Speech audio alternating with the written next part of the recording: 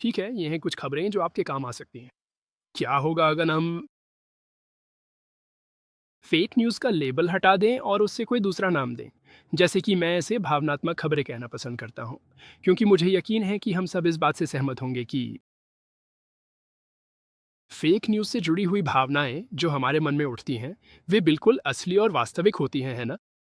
लेकिन पर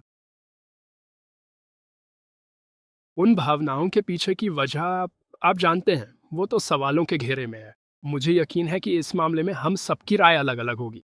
लेकिन एक बात जिस पर हम सब सहमत हो सकते हैं, वो ये है कि फेक न्यूज़ के मामले में लोग जो भावनाएं व्यक्त करते हैं, वो पूरी तरह से असली होती हैं। तो जब आपके पास मान लीजिए सरकारी खबरें होती हैं, क्योंकि असल में वही होती हैं, है ना? तो वे फेक न्यूज़ कहे जाने वाले पर पत्थर फेंकते हैं ना। तो इसका असर ये होता है कि उस पर एक ढक्कन सा लग जाता है ना? ये उसे सीमित कर देता है, रोक देता है और उसे गैर ज़रूरी या यहाँ तक कि नुकसानदायक भी मान लेता है ना? लेकिन इसमें समस्या ये है कि ज़ाहिर है भावनाएँ तो पूरी तरह से असली होती हैं और हम सब जानते हैं कि बहुत से लोगों के साथ क्या होता है जब वे खुद को खुलकर व्यक्त नहीं कर पाते, है ना? वे बस उसे अंदर ही दबा देते हैं, जब तक कि एक दिन वो फूट ना पड़े, है ना? और अक्सर ये एक स्वस्थ तरीके से होता है।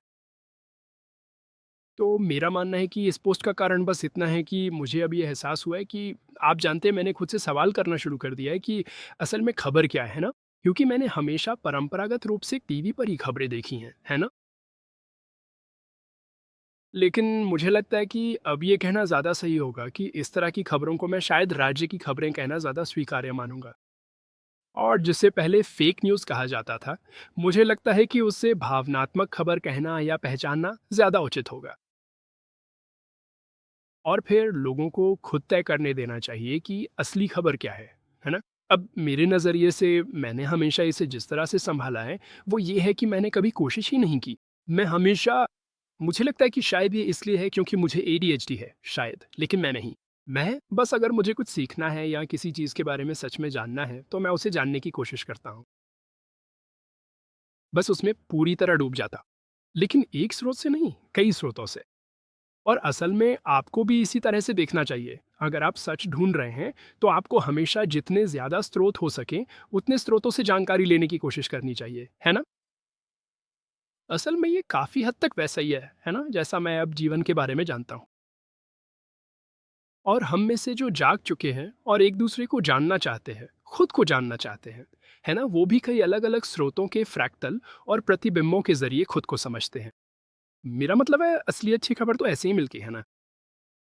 और शायद यही वजह है कि सुसमाचार कई अलग-अलग प्रेरितों और लोगों द्वारा सुनाया गया है, क्योंकि ये एक गहरी, सार्वभौमिक सच्चाई है, मुझे लगता है ना?